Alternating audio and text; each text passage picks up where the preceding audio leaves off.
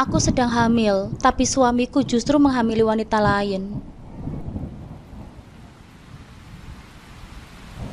Assalamualaikum sahabat curhatku. Terima kasih sudah datang ke channelku ini. Untuk yang sudah subscribe, semoga rezekinya dilancarkan ya. Amin ya robbal alamin.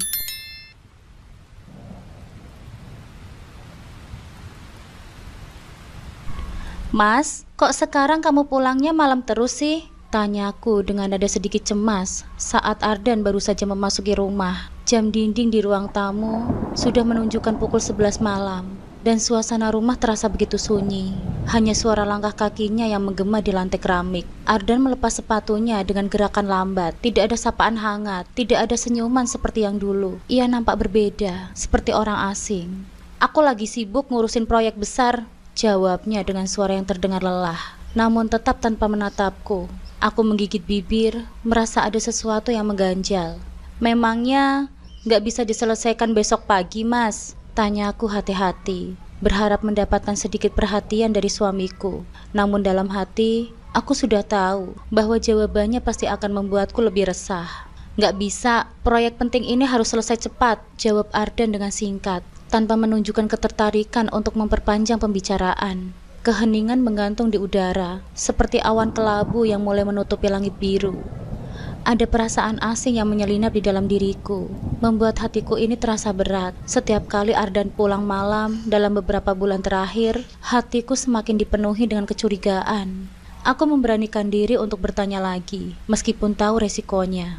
Mas, kamu gak bohong kan? Tiba-tiba sebelum aku sempat mengantisipasi reaksinya, suara tamparan keras menghantam pipiku. Aku terhuyung ke belakang, syok. Sentuhan kasar itu begitu cepat, seperti petir yang menyambar tanpa peringatan. Suara nyaring tamparan itu menggema di ruang tamu yang sunyi, membuat detak jantungku melonjak. Ardan berdiri di depanku, wajahnya merah dan penuh amarah. Kamu ini bisa diam gak sih? Bentaknya, membuat bulu kuduku meremang. Ada suami pulang kerja kecapean, malah dicurigai terus. Aku menatapnya. Air mata mulai menggenang di sudut mataku. Pipiku berdenyut, namun sakit fisik itu tak sebanding dengan sakit yang merasuk ke dalam hatiku. Ardan suamiku, orang yang dulu aku cintai dan percayai, kini berubah menjadi seseorang yang kasar. Seseorang yang tak pernah kuduga akan menyakitiku seperti ini. Maaf mas, aku gak bermaksud curiga, kataku dengan lirih. Mencoba menenangkan suasana meski hatiku masih terasa hancur. Namun di balik permintaan maafku, kecurigaan itu justru semakin dalam. Ada sesuatu yang salah, sesuatu yang Ardan sembunyikan dariku. Pulang malam yang berulang, dan jarak yang semakin terasa di antara kami. Dan sekarang, kekerasan fisik. Semua ini membuatku bertanya-tanya, apa yang sebenarnya terjadi? Ardan hanya mendengus dan berjalan ke kamar tanpa melihatku lagi, meninggalkanku dalam kesunyian yang semakin mencekam. Suara pintu kamar yang tertutup dengan kasar membangunkan kesadaran bahwa pernikahan kami sudah tidak lagi seperti dulu. Aku terduduk di sofa, terisak dalam diam. Sudah 2 bulan ini, Ardan sering pulang larut malam. Awalnya aku berusaha percaya pada alasannya, menganggap bahwa proyek yang sedang ia kerjakan benar-benar menuntut waktu dan energinya. Tapi semakin hari, kecurigaan itu semakin sulit kuabaikan. Bukan hanya karena jam pulangnya yang semakin malam, tetapi juga karena sikapnya yang berubah, dingin, acuh, dan sekarang kasar. Di dalam hatiku, aku bertanya-tanya, apakah ada wanita lain dalam hidupnya? Apakah ini penyebab semua perubahan ini? Namun aku masih mencoba berpikir positif, menghibur diriku bahwa mungkin ini hanya masa sulit yang harus kami lewati bersama. Kami sudah menikah selama 2 tahun, tetapi belum juga dikaruniai seorang anak. Kadang aku berpikir, mungkin tekanan untuk memiliki anak, inilah yang membuatnya semakin jauh dan frustasi. Mungkin itu yang membuatnya berubah, bukan karena wanita lain. Tetapi tetap saja, rasa takut dan curiga itu tak mau hilang. Kenapa semua ini bisa terjadi? Bisikku pada diriku sendiri. Merasakan air mata hangat yang membasahi pipiku. Di luar, malam semakin larut. Namun di dalam hatiku, badai baru saja dimulai. Aku tahu, ini baru awal dari masalah yang lebih besar yang akan kami hadapi. Hari-hari berlalu dengan sunyi. Seperti ada dinding yang tak terlihat yang perlahan tumbuh di antara aku dan Ardan. Setiap kali ada kesempatan libur, alih-alih mendekatkan diri kepadaku, ia semakin menjauh. Bahkan sentuhan yang dulu selalu kuharapkan, kini terasa seperti mimpi yang tak pernah lagi menjadi nyata. Aku merasakan perih di dalam hatiku setiap kali melihatnya. Ardan jarang menyentuhku, bahkan sekedar berbicara denganku terasa sulit baginya. Tidak ada lagi percakapan ringan atau candaan tawa yang dulu menghiasi hubungan kami. Dulu setiap hari kami selalu punya waktu untuk bermesraan, berbagi cerita tentang hal-hal kecil dalam hidup kami, bahkan sekedar saling tersenyum di sela-sela kesibukan. Sekarang, semua itu hilang entah kemana. Yang tersisa hanyalah keheningan yang menggantung di antara kami, menekan setiap sudut ruangan. Aku ingat dulu, di awal pernikahan kami, Ardan selalu semangat mengajakku ke berbagai tempat saat ada hari libur. Tapi kini, di setiap libur yang datang, aku hanya melihat punggungnya yang lebih sering menghadap layar ponsel atau laptopnya, asyik dengan dunianya sendiri. Mas, kita liburan yuk. Udah lama banget kan kita nggak kemana-mana. Aku pernah mencoba mengajaknya keluar, berharap bisa mengembalikan sedikit kebahagiaan yang dulu ada. Tapi responnya selalu sama, dingin dan penuh alasan. Nggak bisa, aku capek, lagi banyak kerjaan juga, jawabnya dengan singkat, tanpa menatapku. Aku hanya bisa menunduk, menahan perasaan sakit yang semakin hari semakin menyiksa. Ini bukan Ardan yang dulu aku kenal.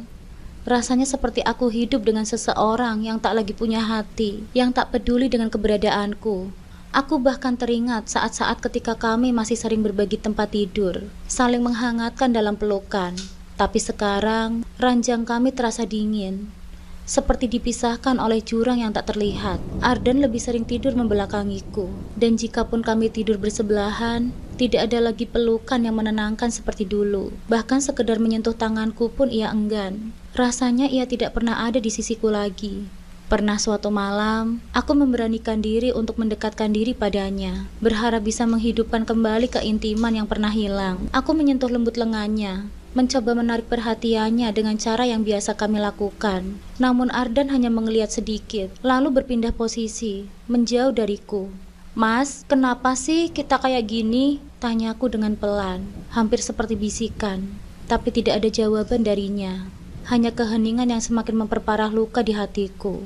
Dalam hatiku, aku mencoba mencari alasan, mencoba memahami mengapa dia berubah. Apa karena kami belum punya anak? Mungkin dia merasa frustasi karena pernikahan kami belum juga dikaruniai keturunan. Tapi bukankah masalah seperti ini seharusnya bisa kami hadapi bersama? Mengapa dia malah semakin menjauh? Aku pernah mendengar teman-temanku berbicara tentang bagaimana hubungan suami istri bisa berubah seiring waktu, terutama ketika kita belum dikaruniai anak. Mereka bilang, mungkin suami bisa merasa frustasi atau merasa terbebani dengan harapan yang belum terwujud. Tapi Ardan tidak pernah membicarakan hal itu kepadaku. Dia hanya memilih untuk diam, menyimpannya sendirian, dan itu yang membuatku semakin hancur. Setiap kali aku mencoba mengajaknya bicara, dia selalu punya alasan untuk menghindar.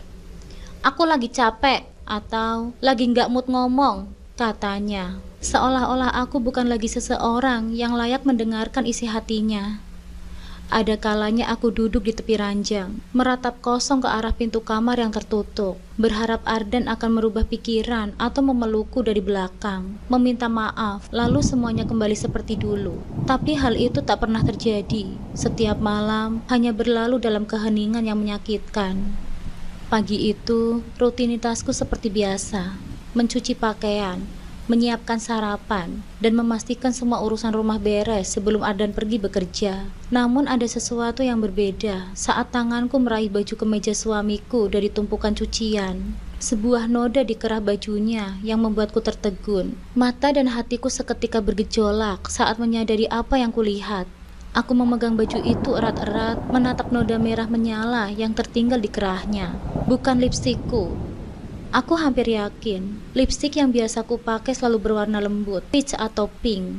Sedangkan warna ini jauh lebih berani, merah menyala, tegas, dan menyilaukan. Sejenak aku mencoba meyakinkan diriku sendiri. Mungkin itu hanya noda saus atau tinta, tapi tidak, itu jelas lipstik. Nafas ini terasa berat, ada rasa sesak yang tiba-tiba memenuhi dadaku. Seolah-olah duniaku perlahan runtuh, pikiran buruk langsung melintas. Apakah Ardan selingkuh? Pertanyaan itu menggema dalam kepalaku, membuat hatiku berdebar keras dan mataku mulai panas. Aku segera meletakkan kemeja itu kembali ke ranjang cucian. Takut jika semakin lama aku menatapnya, air mataku tak akan bisa kubendung. Aku mencoba menenangkan diriku. Tidak, aku tidak boleh gegabah. Aku tidak boleh langsung menuduh tanpa bukti yang jelas. Tapi bagaimana mungkin aku tidak curiga setelah semua yang terjadi selama 2 bulan terakhir. Ardan yang selalu pulang larut malam, Ardan yang semakin jauh dariku, tidak pernah lagi menyentuhku atau berbicara dengan hangat. Dan sekarang, bekas lipstik ini. Semua ini seolah menjadi potongan puzzle yang mulai membentuk gambaran besar tentang apa yang sebenarnya terjadi. Kujatuhkan tubuhku di kursi dekat meja makan, mencoba mengatur nafasku yang tersengal. Apa ini hanya kebetulan? Atau apakah benar ada yang disembunyikan dariku? Aku tidak boleh terburu-buru menuduhnya, kataku dalam hatiku, mencoba meyakinkan diriku sendiri. Mungkin saja ini hanya salah paham, tapi semakin aku mencoba untuk berpikir jernih, semakin hatiku dipenuhi keraguan. Bekas lipstik di kerah bajunya itu terasa seperti tanda yang terlalu jelas untuk diabaikan. Dalam pikiranku, aku mulai memikirkan segala kemungkinan. Bisa saja Ardan terlibat dengan seorang wanita. Mungkin dia bertemu seseorang di luar sana saat sibuk dengan proyek-proyeknya. Tapi aku tidak mau gegabah. Aku tahu, jika aku langsung menuduhnya tanpa bukti lain, aku hanya memperburuk keadaan. Selama ini aku sudah curiga, tapi tanpa bukti yang nyata, aku masih bisa mengendalikan emosiku. Namun sekarang, dengan bekas lipstik itu, perasaanku semakin kuat. Aku butuh bukti lain. Sesuatu yang lebih konkret, yang bisa memberiku kepastian tentang apa yang sebenarnya terjadi. Aku tahu, jika aku melabraknya sekarang, Ardan hanya akan mengelak. Dia akan marah dan mungkin malah menuduhku terlalu cemburu atau paranoid. Aku harus pintar dalam hal ini. Aku harus tenang, mengumpulkan lebih banyak bukti. Hari itu, setiap langkahku terasa berat. Aku mencoba bersikap biasa saat Ardan pulang, menyapanya dengan senyuman palsu sambil menahan rasa sakit di dalam hatiku. Setiap kali dia berbicara, aku merasa ada jarak yang semakin lebar di antara kami. Aku terus mengamati gerak-geriknya dengan saksama, berharap bisa menemukan sesuatu yang bisa menjelaskan apa yang terjadi. Namun Ardan tetap bersikap seolah tidak ada yang salah. Sepanjang malam, aku tidak bisa tidur dengan tenang. Pikiranku terus dihantui oleh bekas lipstik itu. Siapa wanita itu? Apakah dia hanya sekedar teman kerja? Atau ada hubungan yang lebih dalam di antara mereka? Setiap kali aku mencoba tidur, bayangan Ardan bersama wanita itu terus menghantui pikiranku. Aku membayangkan mereka saling bertemu di luar sana, berbagi canda dan tawa, yang seharusnya hanya kami berdua yang memiliki. Bayangan itu terus menghancurkan hatiku. Di tengah keretakan hubungan kami yang semakin memburuk, Tuhan ternyata memberikan satu anugerah yang luar biasa. Aku terlambat datang bulan, dan setelah beberapa hari ragu, aku memutuskan untuk membeli tes kehamilan. Dan ternyata hasilnya positif. Aku hamil. Perasaan campur aduk langsung menyeruak. Di satu sisi, ada kebahagiaan yang tak bisa kubendung. Aku akan menjadi seorang ibu. Sesuatu yang sudah kami nantikan selama 2 tahun pernikahan kami. Tapi di sisi lain, ada ketakutan besar yang menggelayut di hatiku. Dengan hubungan kami yang semakin dingin dan penuh dengan kecurigaan. Bagaimana mungkin kabar ini bisa membawa kebahagiaan di antara kami? Aku memutuskan untuk tetap memberitahu Ardan. Aku berharap kabar kehamilan ini bisa menjadi titik baik dalam hubungan kami. Mungkin dengan hadirnya seorang anak, Ardan akan kembali mencintaiku, dan semua masalah yang selama ini menggerogoti rumah tangga kami akan hilang. Sore itu, setelah Ardan pulang dari kerjanya, aku menunggunya di ruang tamu. Hatinya sedang tidak terlalu baik. Aku bisa melihat itu dari wajahnya yang letih dan ekspresi datar yang seringkali ia tunjukkan belakangan ini. Namun aku tetap berusaha mencari momen yang tepat. "Mas," panggilku dengan lembut sambil menatapnya penuh harap. "Aku punya kabar penting, Mas." Dia hanya melirik sekilas, lalu duduk di sofa sambil melepaskan dasi kerjanya. "Ada apa?" tanyanya dengan datar, tanpa ada antusias sedikit pun. Aku menarik nafas dalam-dalam, berusaha menenangkan diriku. Aku hamil, Mas. Kita akan punya anak." Kalimat itu meluncur keluar dengan begitu banyak harapan. Aku berharap dia akan tersenyum, atau setidaknya menunjukkan sedikit kebahagiaan. Tapi yang kudapati justru sebaliknya. Ardan tetap diam. Ekspresinya tak berubah sedikit pun, seolah kabar itu tidak berarti apa-apa baginya. Lalu tiba-tiba dia menatapku dengan tajam, dengan mata yang dingin. Apa? Hamil? Nggak mungkin. Pasti anak itu bukan anakku kan? Perkataannya seperti petir yang menyambar di siang bolong. Aku tertegun, tak percaya dengan apa yang baru saja ku dengar. Apa maksudmu, Mas? Suaraku bergetar, tidak mampu menyembunyikan keterkejutan dan rasa sakit yang mulai menyelinap. Ardan menghela nafas, lalu berdiri dan menatapku dengan tatapan yang penuh kebencian yang tak pernah kulihat sebelumnya. Kamu dengar apa yang aku katakan? Anak itu bukan anakku kan? Mungkin itu anak orang lain? Darahku seperti berhenti mengalir. Rasanya seperti terjun bebas dari ketinggian. Hatiku hancur berkeping-keping mendengar tuduhan itu. Bagaimana bisa kamu bilang seperti itu, Mas? Suaraku pecah. Air mataku mulai membasahi pipiku. Ini anak kita, Mas. Aku tidak pernah berpikir untuk mengkhianatimu. Dia memalingkan wajahnya, tampak tidak peduli dengan perasaanku. Sudah beberapa bulan ini, kamu mencurigaiku tanpa alasan. Sekarang aku tahu kenapa kamu begitu curiga. Ternyata kamulah yang sebenarnya berselingkuh. Tuduhan itu semakin menyesakkan dadaku. Tanganku gemetar, hatiku seperti diremuk. Apa yang membuatmu berpikir seperti itu, Mas? Tanyaku, hampir tidak bisa berkata apa-apa. Aku selalu setia padamu, Mas. Aku bahkan tidak pernah berpikir untuk dekat dengan orang lain. Ardan hanya mendengus sinis. Jangan bohong kamu. Kamu pikir aku tidak tahu apa-apa. Ternyata kamu yang bermain di belakangku. Aku menggelengkan kepala dengan panik, mencoba mencari alasan di balik perubahan sikapnya yang begitu drastis. Aku tidak pernah berselingkuh, Mas. Tolong percayalah padaku. Namun semua usahaku sia-sia. Ardan menatapku dengan penuh kecurigaan dan kebencian. Aku tidak peduli. Aku tidak percaya itu anakku. Air mataku semakin deras mengalir. Bagaimana bisa? Seseorang yang selama ini kuanggap suami dan partner hidupku bisa menuduhku sekejam itu. Aku merasa seperti terjebak dalam mimpi buruk yang tak pernah berakhir. Selama ini, aku yang selalu curiga padanya. Namun sekarang dia berbalik menuduhku tanpa dasar.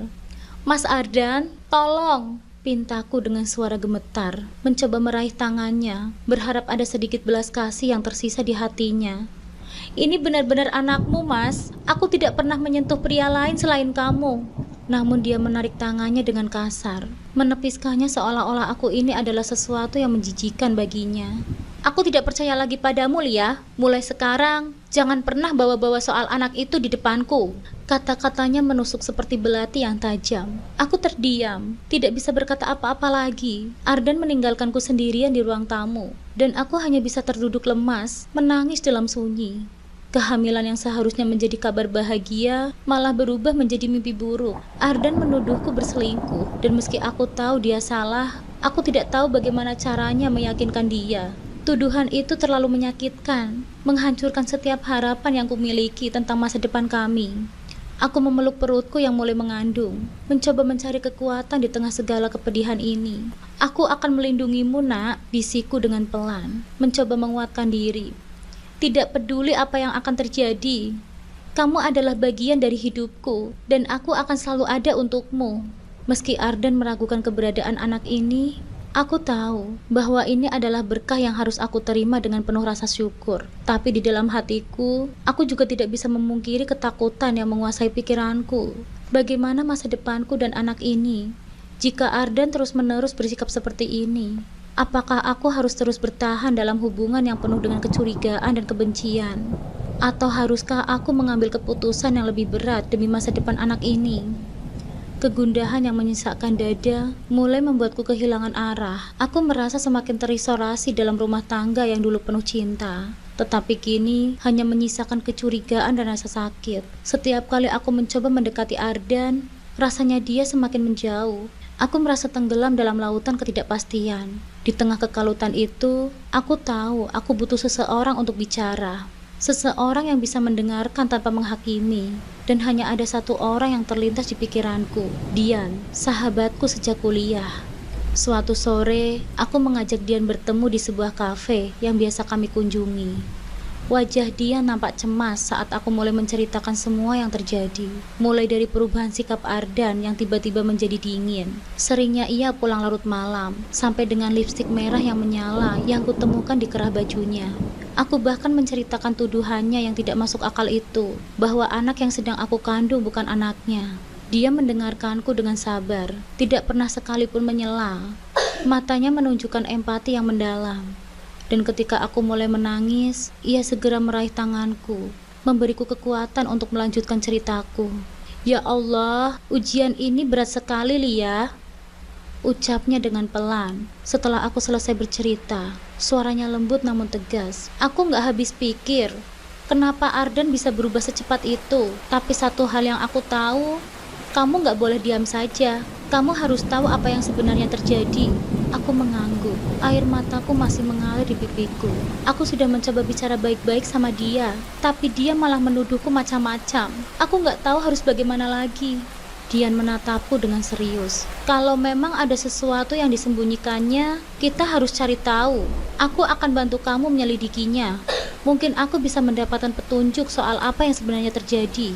Apa maksudmu, Dian? Tanya aku dengan bingung. Meski di dalam hatiku aku mulai merasakan secercah harapan. Ardan sering pulang larut malam kan? Kalau dia punya kebiasaan seperti itu, pasti ada jejak yang bisa kita ikuti. Kita cari tahu kemana dia pergi dan siapa yang sering dia temui. Jangan khawatir, Lia. Aku akan bantu kamu. Perkataan Dian sedikit memberiku ketenangan dalam kegelisahanku. Aku akhirnya merasa tidak sendirian dalam menghadapi cobaan ini. Dian ada benarnya. Aku harus tahu apa yang sebenarnya terjadi dengan Ardan. Dengan bantuan Dian, mungkin aku bisa menemukan jawabannya. Beberapa minggu kemudian, Dian muncul ke rumahku dengan wajah yang serius. Ada sesuatu di matanya yang membuatku semakin cemas. Aku sudah menyelidiki semuanya, Lia, katanya dengan nada hati-hati. Dan aku menemukan sesuatu. Jantungku berdegup kencang. Aku berusaha tetap tenang, meski hatiku sudah bergejolak. Apa yang kamu temukan, Dian? Dian menghela nafas, lalu menatapku dengan raut wajah yang penuh belas kasih. Ardan sering mampir ke sebuah rumah sebelum pulang kerja. Aku terdiam, berusaha mencerna kata-katanya. Rumah siapa itu? Itu rumah seorang wanita, jawabnya. Aku belum tahu pasti siapa dia, tapi yang jelas wanita itu sering menyambut Ardan dengan senyuman setiap kali dia datang. Dunia di sekelilingku terasa runtuh. Selama ini kecurigaanku ternyata benar adanya. Ardan memang menyembunyikan sesuatu dariku, sesuatu yang lebih besar dari sekedar proyek kantor. Hati dan pikiranku dipenuhi oleh berbagai pikiran yang berkecamuk. Apakah wanita itu selingkuhannya? Apakah ini alasan Ardan menuduhku macam-macam dan menolak anak yang aku kandung? Dian menyentuh lenganku dengan lembut, mencoba menenangkanku. Lia, aku tahu ini sulit, tapi kamu harus kuat. Kita bisa mencari tahu lebih lanjut. Kalau kamu siap, kita bisa cari tahu lebih jauh tentang siapa wanita itu dan apa hubungan mereka. Aku menatap Dian dengan air mata yang mulai menggenang di mataku. Hatiku rasanya hancur, tapi aku tahu ini bukan saatnya untuk menyerah. Aku harus menghadapi kebenaran, betapapun menyakitkannya. Apa yang harus kita lakukan sekarang? Tanyaku dengan suara bergetar. Dian mengangguk, menunjukkan bahwa ia siap mendampingiku dalam setiap langkah yang aku ambil. Aku akan terus memantau Ardan. Kita akan tahu siapa wanita itu dan apa yang sebenarnya terjadi. Setelah itu, kami bisa memutuskan langkah selanjutnya. Meski hati rasanya berat, setidaknya aku tahu aku tidak sendirian. Dengan Dian di sisiku, aku bisa merasa sedikit kuat untuk menghadapi kenyataan pahit ini. Namun di balik rasa sakit itu, terselip satu pertanyaan besar yang belum terjawab. Apa yang sebenarnya terjadi dengan Ardan?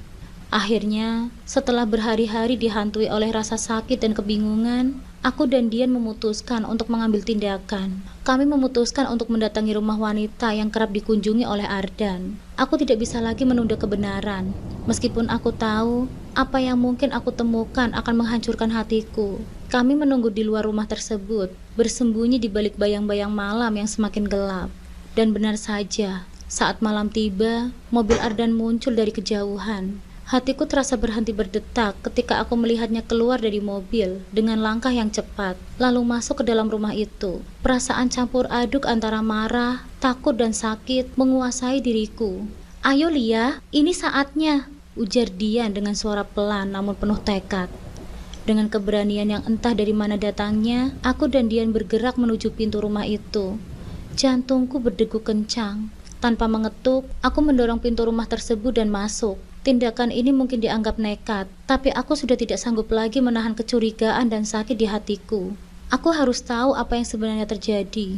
Saat kami masuk, aku melihatnya. Seorang wanita muda, terlihat tidak lebih dari 25 tahun, dengan perut yang membuncit. Dia sedang duduk di ruang tamu. Wajahnya berseri-seri ketika Ardan datang. Namun ekspresinya berubah drastis ketika dia melihatku dan Dian. Wanita itu jelas terkejut, sementara Ardan yang baru saja melepas jasnya langsung menatapku dengan mata yang membelalak. "Mas Ardan," suaraku pecah, penuh dengan rasa sakit yang tidak dapat kugambarkan. "Apa maksud semua ini, Mas?" Ardan terlihat marah. Wajahnya yang dulu penuh dengan cinta, kini hanya menampilkan kekesalan. "Kamu ngapain di sini? Siapa yang suruh kamu datang?" bentaknya, sambil menghampiriku dengan langkah kasar. Aku merasa gemetar, tetapi aku tidak bergerak. Aku butuh jawaban. Sebelum aku sempat berbicara lagi, tangannya terayun, dan untuk kedua kalinya dalam hidupku, dia menamparku. Tamparan itu tidak hanya terasa perih di pipiku, tapi juga menampar harga diriku, mengoyak perasaanku hingga dasar. Dia yang berada di sisiku terkejut dan segera berlari mendekat, mencoba melerai kami. Namun sebelum Dian bisa menarikku menjauh, wanita muda yang tadi duduk bangkit berdiri, tampak cemas dan juga berusaha menghentikan Ardan. "Mas, jangan Mas, jangan sakiti dia," serunya panik sambil memegang tangan Ardan. Aku menatap wanita itu dengan mata berkaca-kaca. "Siapa kamu? Apa hubunganmu dengan suamiku?" tanyaku dengan suara bergetar. Wanita itu menunduk sejenak, tampak ragu untuk berbicara. Namun setelah beberapa detik, dia mendongak dengan air mata yang mulai mengalir di wajahnya. "Namaku Vita, Mbak," jawabnya dengan pelan, hampir berbisik. Aku istri Mas Ardan. Kami sudah menikah secara siri." Kata-kata itu seperti petir yang menghantam tubuhku, menghancurkan setiap harapan dan kepercayaan yang pernah kumiliki. Dunia seolah runtuh di hadapanku.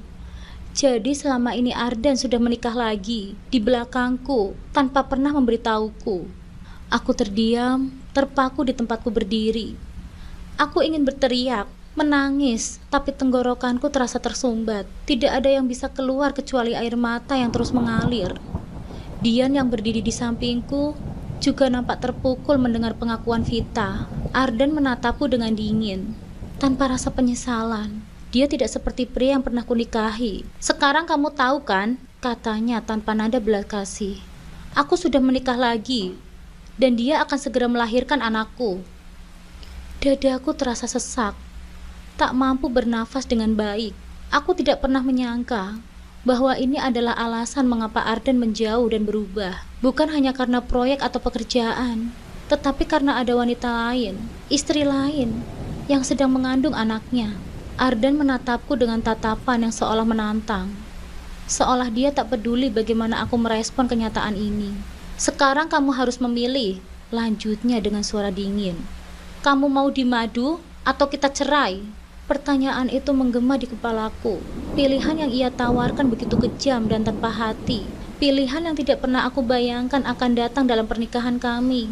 Aku menatapnya, mencoba mencari sedikit rasa cinta atau penyesalan di matanya. Tapi yang kutemukan hanyalah kekosongan dan ketidakpedulian. Aku menarik nafas panjang, meskipun rasanya begitu sulit. Air mataku sudah kering, bergantikan oleh rasa sakit yang perlahan berubah menjadi kekuatan yang tidak pernah aku sadari sebelumnya. Aku tidak akan pernah menerima penghinaan seperti ini. Tidak ada cinta yang pantas dibayar dengan harga diri. "Aku lebih baik diceraikan saja, Mas," jawabku dengan suara yang tiba-tiba terdengar lebih tegas dari yang kukira. Ardan terdiam sesaat, tampak terkejut oleh ketegasanku. Tapi kemudian, dia hanya mengangguk singkat. "Baiklah," katanya dengan dingin. "Kita akan urus perceraian secepatnya." Aku memalingkan wajah, menahan air mata yang hampir kembali mengalir. Tanpa berkata apa-apa lagi, aku berbalik dan keluar di rumah itu, meninggalkan segala kenangan dan rasa cinta yang dulu pernah aku miliki untuknya. Dian mengikutiku dari belakang, tetap setia berada di sisiku. Di dalam hatiku, aku tahu bahwa babak baru dalam hidupku baru saja dimulai. Babak yang akan penuh dengan perjuangan. tetapi juga harapan untuk kebebasan yang lebih baik tanpa pengkhianatan. Proses perceraian berlangsung lebih cepat dari yang kukira. Setelah semuanya terjadi, tidak ada lagi alasan untukku bertahan. Arden bahkan tidak berusaha menahanku atau menunjukkan tanda-tanda penyesalan. Perpisahan ini tidak hanya menyakitkan, tetapi juga meninggalkan rasa getir yang tak mudah hilang. Rasanya seperti mengakhiri babak hidup yang pernah kuimpikan sebagai akhir bahagia, namun nyatanya berujung pada pengkhianatan. Hari terakhir persidangan perceraian, aku duduk di ruangan pengadilan dengan tangan gemetar. Aku tidak tahu apakah ini karena gugup atau campuran antara marah, sedih dan lelah. Arden datang terlambat seperti biasa, mengenakan wajah dingin tanpa ekspresi. Tidak ada sepatah kata pun yang keluar dari mulutnya. Bahkan ketika hakim membacakan keputusan bahwa pernikahan kami resmi berakhir dengan satu ketukan palu, semua yang pernah kami bangun bersama runtuh. Aku sudah tidak lagi menjadi istrinya. Di saat itu, aku merasa begitu kosong. Seakan seluruh duniaku telah runtuh, meskipun tahu perceraian ini adalah hal yang benar untukku. Rasanya sulit untuk menerima kenyataan bahwa pria yang dulu aku cintai kini hanyalah bagian dari masa lalu. Setelah sidang selesai, aku berdiri dan berjalan keluar ruangan tanpa menoleh ke belakang. Aku tidak ingin melihat Arden lagi, tidak ingin memberi ruang bagi rasa sakit yang lebih dalam. Dian yang selalu setia menemaniku selama ini menyambutku di luar ruangan dengan pelukan hangat. "Kamu baik-baik saja kan?" tanya Dian dengan nada lembut. Aku hanya mengangguk lemah, berusaha menahan air mata yang sejak tadi mengancam jatuh. "Aku harus kuat, Dian," kataku dengan pelan, lebih kepada diriku daripada kepada Dian. Beberapa bulan setelah perceraian itu, hidupku perlahan berubah.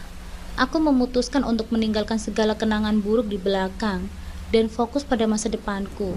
Masa depan yang sekarang sepenuhnya untuk diriku sendiri. Masa depan yang sekarang sepenuhnya untuk diriku sendiri dan anakku yang akan lahir. Kehamilanku menjadi pusat perhatianku saat ini. Satu-satunya hal yang memberikan harapan di tengah semua kegelapan. Meskipun ada kalanya aku merindukan kehadiran seorang suami, sosok pelindung yang dulu kuanggap sebagai sandaran, aku tahu bahwa hidup tanpanya adalah pilihan yang terbaik. Aku harus belajar mencintai diriku sendiri, mencintai anak yang sedang berkembang di dalam perutku, dan tidak ada lagi terjebak dalam bayang-bayang masa lalu.